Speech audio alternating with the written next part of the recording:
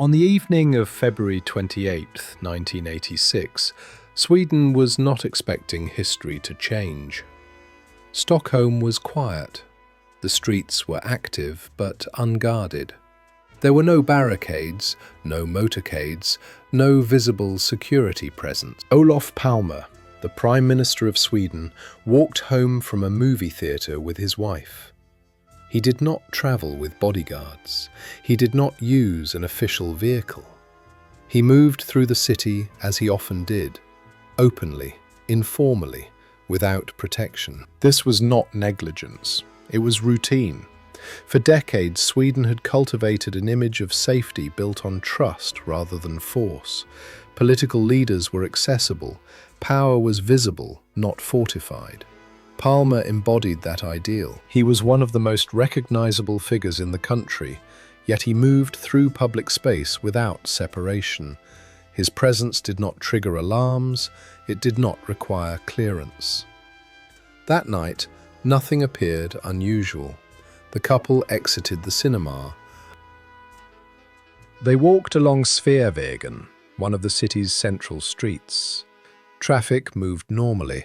Pedestrians passed without hesitation. Then, without warning, 2 shots were fired. One struck Olof Palme in the back, another injured his wife. The Prime Minister collapsed on the sidewalk. The attacker fled into the darkness. Within minutes, the illusion of certainty that had defined Swedish public life was gone. Emergency services arrived quickly. Efforts were made to save him. They failed. Olof Palme was pronounced dead shortly thereafter. The news spread rapidly. Shock came first, then disbelief. A head of government had been assassinated on an open street in one of the world's most stable democracies, without warning and without protection. There was no immediate claim of responsibility, no clear motive, no identified suspect. Only a body, a crime scene, and a nation struggling to comprehend what had just occurred. In the hours that followed, confusion replaced shock. The crime scene had not been secured properly. Witnesses were not immediately isolated. Key details were recorded inconsistently. Early decisions were made under pressure without coordination. This mattered. In moments like these, initial actions shape everything that follows. The assassination of Olof Palme did not occur in secrecy. It occurred in full view of a city that believed such things did not happen there. That belief influenced the response. There was no established protocol for an event of this magnitude. No rehearsed sequence, no institutional muscle memory. Sweden had prepared for accidents. It had not prepared for political murder. As investigators began their work, the absence of preparation became visible. Descriptions of the suspect varied widely. Timelines conflicted. Physical evidence was incomplete. The first hours passed without a clear direction. International attention intensified the pressure. Foreign governments demanded updates. Media outlets searched for explanations. Speculation filled the gaps left by uncertainty. Inside Sweden, the reaction was personal. Palme was not just a political figure, he was a presence. He had shaped the country's identity through decades of outspoken positions on global affairs, social justice, and neutrality. He was admired, he was criticized, he was known, and now he was gone. The assassination disrupted more than governance. It disrupted a worldview, the idea that openness was strength, that visibility was safety, that violence belonged elsewhere. That idea did not survive the night. As the investigation began, officials were confronted with a paradox. They needed to act decisively. But decisiveness required clarity, and clarity was absent. No weapon was immediately recovered. No suspect was detained. No organization claimed responsibility. Early hypotheses ranged widely. a lone individual, a political extremist, a foreign intelligence operation. Each theory reflected a different fear. None could be substantiated. The lack of immediate answers created space for assumptions, space for error, space for narratives to form before facts could anchor them. Within days, the investigation expanded rapidly. Hundreds of tips were received. Leads multiplied faster than they could be evaluated. Coordination became difficult. Different units pursued different directions. Information was siloed. Priorities shifted. This fragmentation would become a defining feature of the case. The assassination of Olof Palme was not only a criminal act, it was a stress test. A test of institutions that had never imagined needing to withstand this kind of pressure. As days turned into weeks, the initial urgency hardened into expectation. An arrest was anticipated, a motive was sought, closure was assumed, but it did not arrive. Instead, the investigation grew more complex. Potential suspects emerged, only to be dismissed. Witnesses changed their accounts. Evidence failed to align. The longer the case remained unresolved, the heavier its weight became. Every unanswered question amplified the next. The public demanded resolution. The government promised progress. Behind the scenes, confidence eroded. The crime scene had been compromised. Key moments were lost. Decisions made in haste could not be reversed. The assassination was no longer just an event.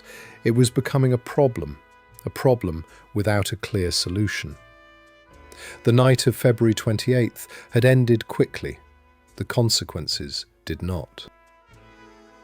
They stretched forward, shaping years of inquiry, doubt, and revision.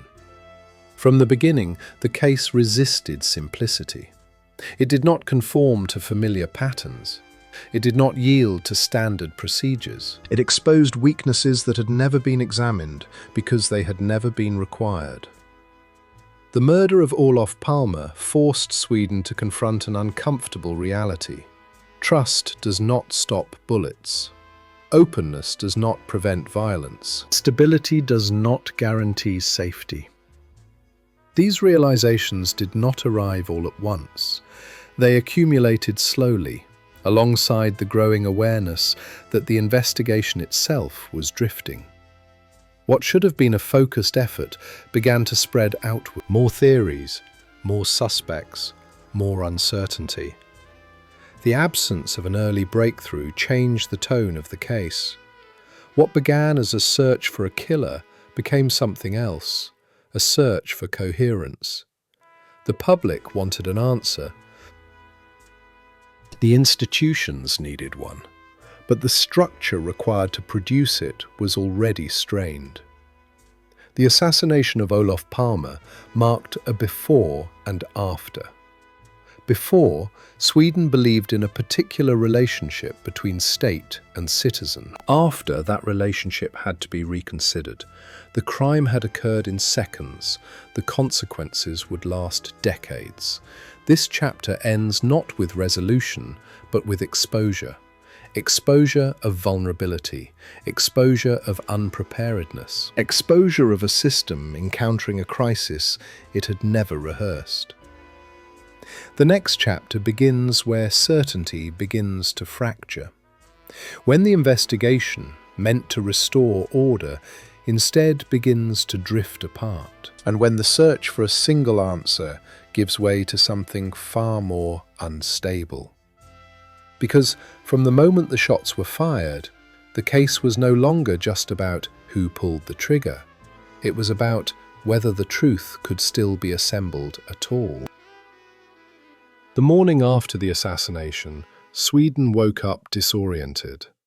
There was no suspect in custody, no weapon recovered, no clear description that investigators could agree on. What should have been the most controlled phase of the investigation, the first 48 hours, unfolded in fragments. The crime scene on Sveavägen had already begun to dissolve. Traffic resumed, Pedestrians passed through the area. Potential evidence was lost to time, movement, and uncertainty. Witnesses had been present in significant numbers, yet their accounts diverged almost immediately. Some described the attacker as tall, others as short.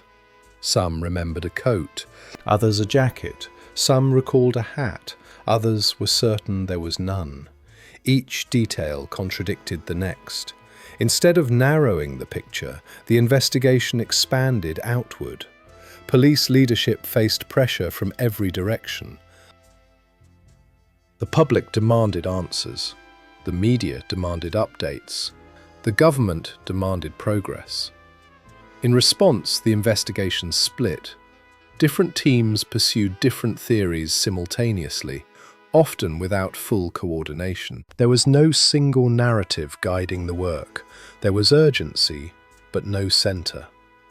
One early assumption shaped much of what followed, the idea that the killer was a lone individual. This theory was not the result of evidence, it was a reflex. A lone actor was easier to conceptualize, easier to explain, easier to resolve. And so the investigation leaned in that direction. Lists of potential suspects grew rapidly, men with criminal records, individuals known for political hostility toward Palme, people reported by anonymous callers. Thousands of tips flooded in. Each tip required evaluation, each evaluation consumed time. As resources stretched thin, priorities blurred. Some leads were followed aggressively, others were noted and set aside. No clear system governed these choices. This lack of structure soon became visible. Investigators pursued suspects based on proximity rather than plausibility. The focus shifted repeatedly, sometimes daily. Momentum was mistaken for progress. One figure emerged early and would dominate the case for years. A man known as Christer Pettersson. He had a criminal background. He had been in the vicinity. Witnesses would later identify him, inconsistently.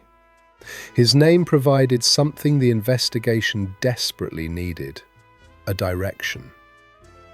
Pettersson was arrested. Media attention surged. Public expectations spiked. For the first time since the assassination, the case appeared to move forward. But the foundation was unstable. Witness identifications were problematic. Timelines conflicted. Physical evidence remained absent. Despite this, the case advanced. Legal proceedings began. The story simplified. Complexity was replaced by a single narrative: the lone killer. Yet as the case moved through the courts, the cracks widened. Witness testimony proved unreliable, descriptions shifted, confidence evaporated under scrutiny. Pettersson was eventually acquitted. The verdict did more than release a suspect. It dismantled the only structure the investigation had managed to build. Once again, the case had no center. Years passed. New leads emerged. Old ones resurfaced. Each time, hope flickered briefly before fading. The investigation became a cycle: announcement, expectation, disappointment. Internally, fatigue set in. Personnel changed. Leadership rotated. Institutional memory fractured. The case was no longer a focused operation. It was a burden. Files accumulated. The archive grew heavier. Thousands of pages documented effort without resolution. As time passed, the possibility of a clean conclusion diminished. Witness memories faded. Physical evidence degraded. Context was lost. What remained were interpretations. The longer the investigation continued, the more it relied on reconstruction rather than observation. This shift altered the nature of the work. Investigators were no longer discovering facts, they were assembling narratives. Each narrative competed with the next. Political motives, personal vendettas, international conspiracies. None could be conclusively proven. None could be entirely dismissed. The case drifted further from its origin. What began as a search for a killer became a reflection of uncertainty. Public trust eroded. Each failed lead reinforced doubt. Each announcement without outcome weakened confidence. The assassination was no longer just unsolved, it was unresolved. Inside the system, the pressure changed form. Early urgency transformed into defensive persistence. The investigation continued not because it was close to resolution, but because it could not end without one. Closing the case without answers was unacceptable, and yet producing answers seemed increasingly impossible. This tension defined the years that followed, a case too important to abandon, too compromised to conclude. As decades passed, the investigation became part of national consciousness, not as a story of justice, but as a symbol of uncertainty. New generations learned of the assassination not through details, but through absence, an absence of clarity, an absence of closure. Each attempt to revive the case confronted the same obstacles: lost time, lost evidence, lost certainty. What remained were documents, reports, statements, analyses, an archive that recorded activity, not resolution. By the time the investigation reached its later stages, it had already changed fundamentally. It was no longer about identifying a shooter on Sveavägen. It was about managing a legacy of failure without admitting it as such. Officials spoke carefully.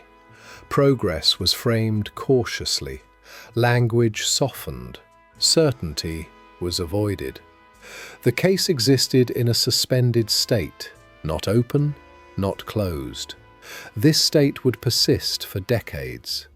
The investigation did not collapse dramatically. It thinned. Focus weakened, energy dispersed, and with each passing year, the possibility that the truth could be recovered diminished further. The assassination of Olof Palme had fractured something essential. Not only trust in safety, but trust in resolution. The belief that time clarifies. In this case, time obscured. The investigation had moved in many directions, none led forward. By the end of this chapter, one fact is unavoidable. The failure was not a single mistake. It was a pattern formed in confusion, reinforced by pressure and sustained by the inability to admit uncertainty. The next chapter moves deeper into that pattern, into the versions that replaced answers, into the theories that filled the space left by evidence, and into the question that would define the case for decades. Not who killed Olof Palme, but whether the truth could still exist at all. As the investigation lost its center, explanations began to multiply. Not answers, versions. Each version promised clarity, each offered direction. None delivered resolution. What remained was motion. The assassination of Olof Palme became a case defined not by evidence, but by theory. The first versions were domestic, a lone individual acting out of anger or instability, a spontaneous act, unplanned, impulsive. This explanation was comforting. It localized the crime, it removed broader implications, it suggested that what had happened was tragic but contained, yet the details resisted containment, the precision of the attack, the timing, the disappearance of the weapon, the clean escape into the night. These elements did not align easily with randomness. As doubts grew, the investigation widened its scope. Political motives entered the discussion. Palme had been a polarizing figure, outspoken on international issues, critical of powerful governments, unapologetic in his positions. He had earned admiration abroad. He had earned hostility as well. Investigators examined extremist groups, both domestic and foreign. Files were opened, names were added, connections were drawn, but proof remained elusive. The theories expanded further. International intelligence agencies, foreign governments, covert operations. Each theory reflected a different anxiety. The more complex the version, the harder it was to verify. Evidence was circumstantial. Documents were incomplete. Witnesses contradicted one another. Every version depended on something missing. The case began to resemble a mirror. Observers saw in it what they already suspected. Those who feared foreign interference found signs of it. Those who believed in lone actors emphasized chaos and chance. Those who distrusted institutions saw evidence of concealment. The investigation absorbed all of these perspectives. It did not resolve them. Instead, it catalogued them. Files grew thicker. Archives expanded. The accumulation of theories created the illusion of progress. But progress requires elimination, the ability to discard what does not fit. In this case, elimination became impossible. Too many paths had been opened. Too many assumptions had been allowed to coexist. The investigation lost the ability to prioritize. As years passed, theories hardened into positions, not within the official record, but in public discourse. The assassination became a narrative battleground. Books were written, documentaries produced, debates sustained. Each retelling emphasized different elements. The same facts were rearranged to support opposing conclusions.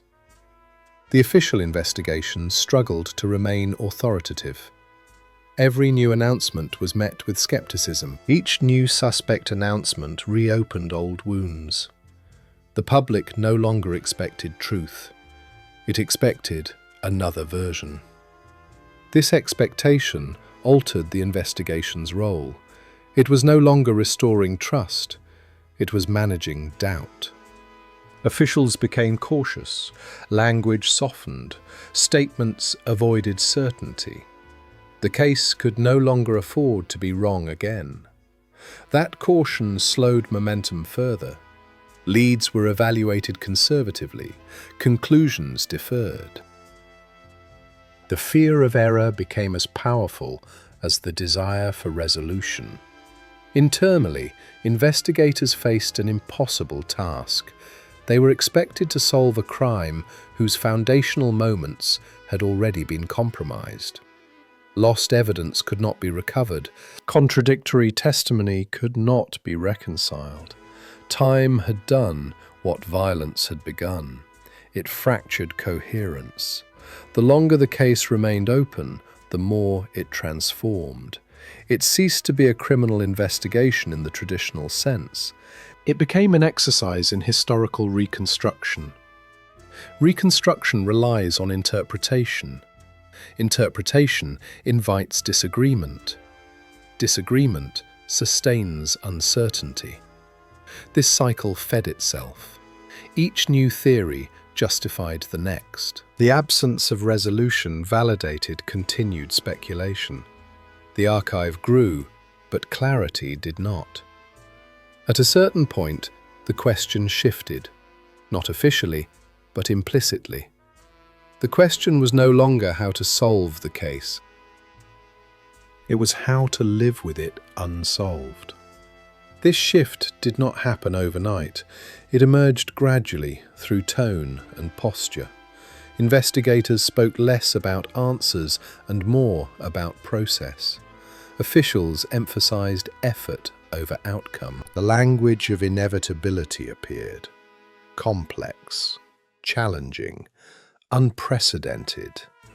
These words explain delay without promising resolution. The case remained active, but its urgency faded. Resources were reallocated, attention divided. The assassination became one priority among many.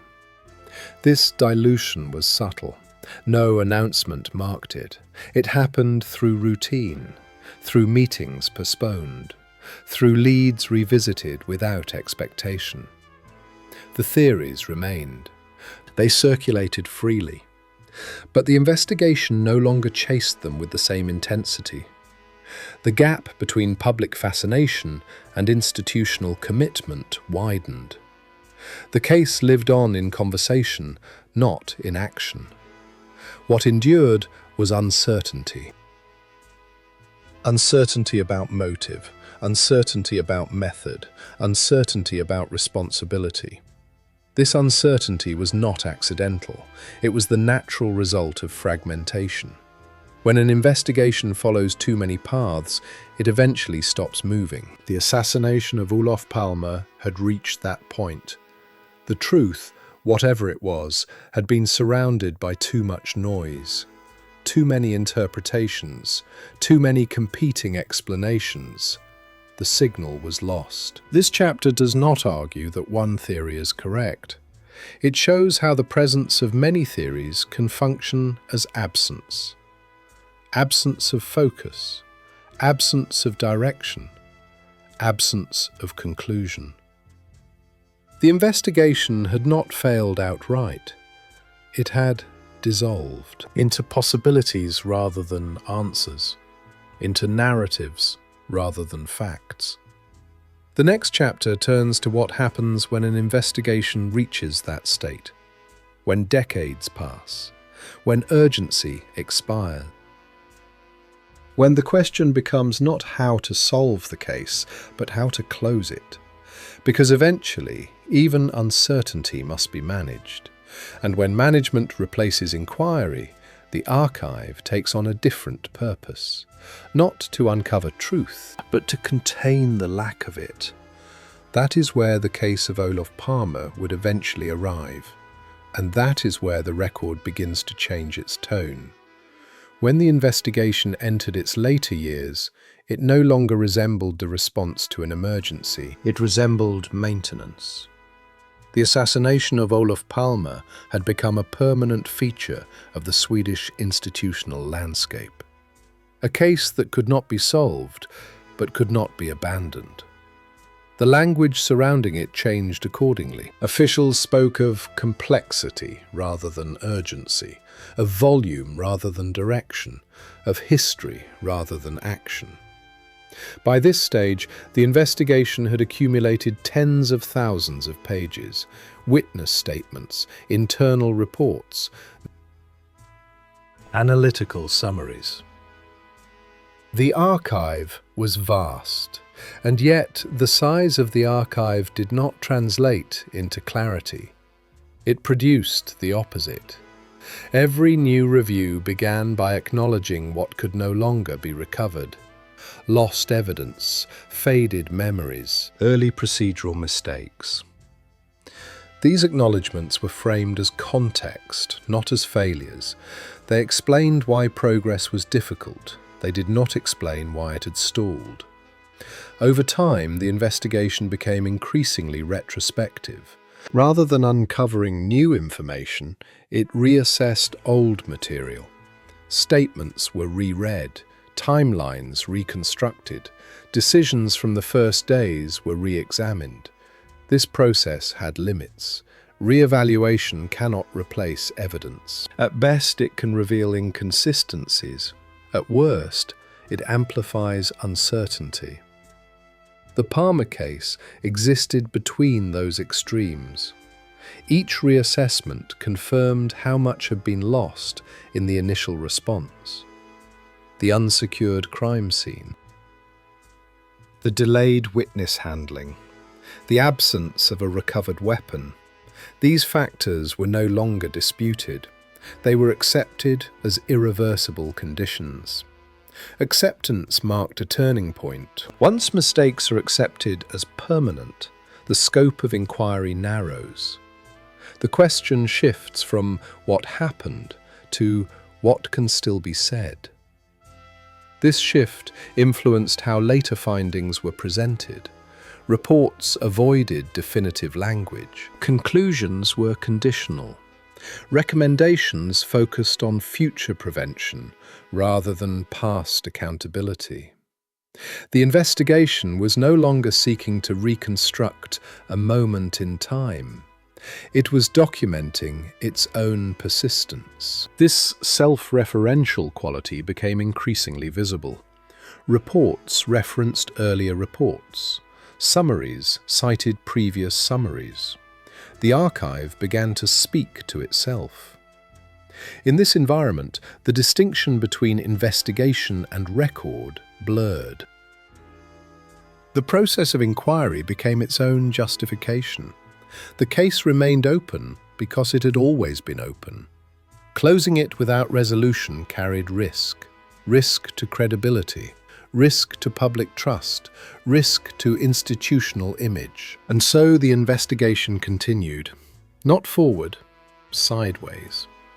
At various points, renewed efforts were announced.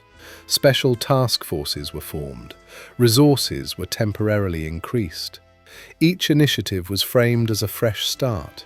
Each ended quietly, without conclusion, without explanation. These cycles reinforced public skepticism. Every announcement raised expectations. Every anticlimax deepened doubt. The public learned to treat progress cautiously. Hope was replaced by familiarity. The assassination was no longer shocking. It was unresolved. This normalization of uncertainty had consequences. An unsolved crime at this scale alters perception. It suggests that resolution is optional, that time can replace answers. The Palme case became an example not of justice delayed, but of justice suspended. The investigation's later stages reflected this suspension. Officials emphasized transparency while offering little substance. Updates summarized activity rather than results. Language was precise, but empty. Words like ongoing, reviewed, and evaluated appeared frequently. They signaled motion without direction. Behind this language was an unspoken reality. The investigation had reached the limits of what it could produce. Not because all possibilities had been exhausted, but because exhaustion itself had become a factor. Human exhaustion, institutional exhaustion, public exhaustion. Each reduced the willingness to confront uncertainty head-on. In this environment, closure began to appear as an administrative necessity rather than a factual outcome. Not closure through truth, closure through decision. This idea developed slowly. At first, it was unthinkable. How could a case of this magnitude be closed without answers? But as decades passed, the absence of resolution became less destabilizing. New generations had no memory of the event itself, only of its unresolved status. The case existed as a question without urgency. That made it manageable. Internally, discussions shifted toward feasibility. What could realistically still be achieved? What evidence might still surface? What level of certainty was acceptable? These were not questions about truth. They were questions about administration. When an investigation reaches this point, its purpose changes.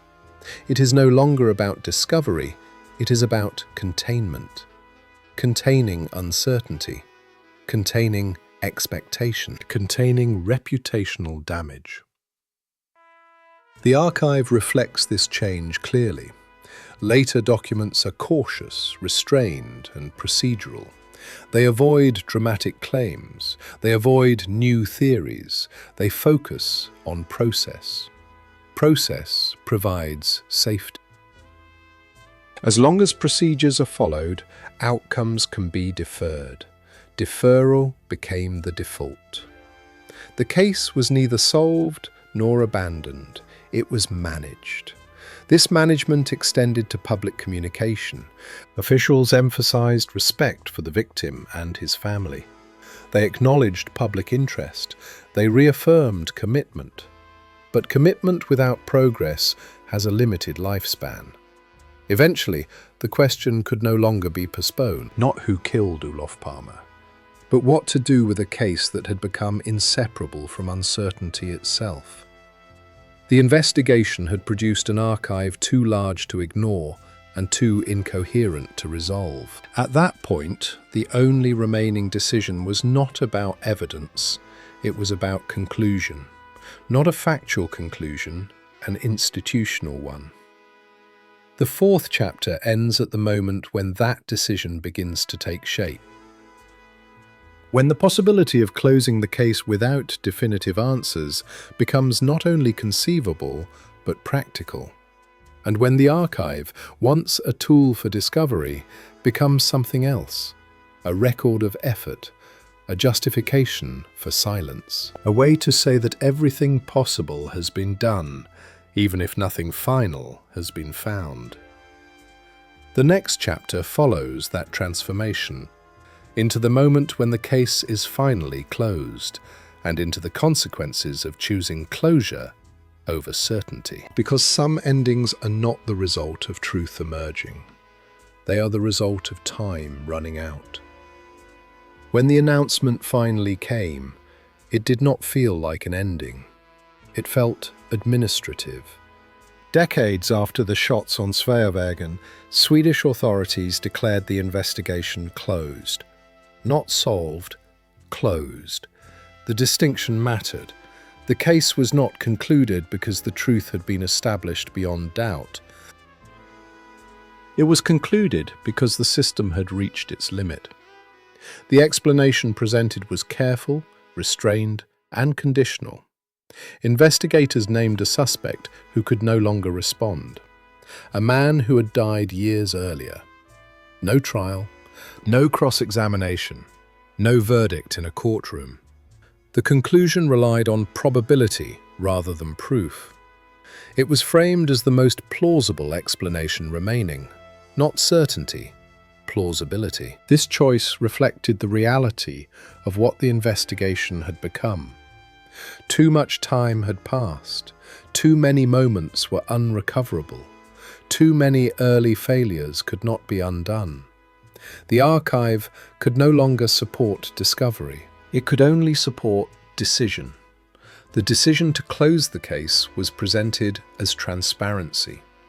Officials cited the sheer scale of the investigation, the volume of material reviewed, the commitment sustained over decades.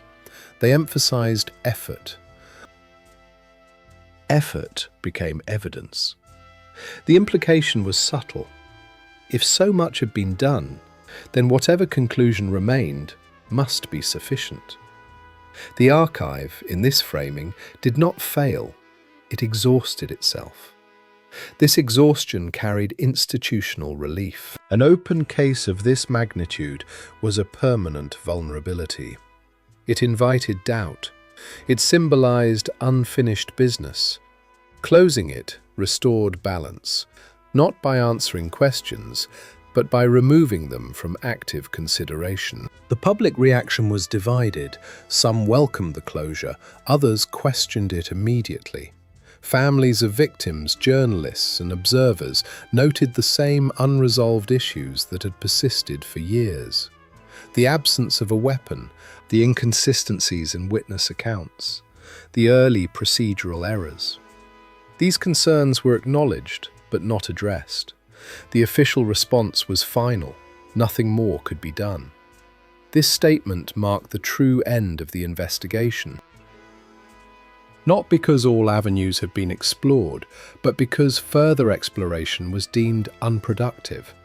The system moved on. The archive remained.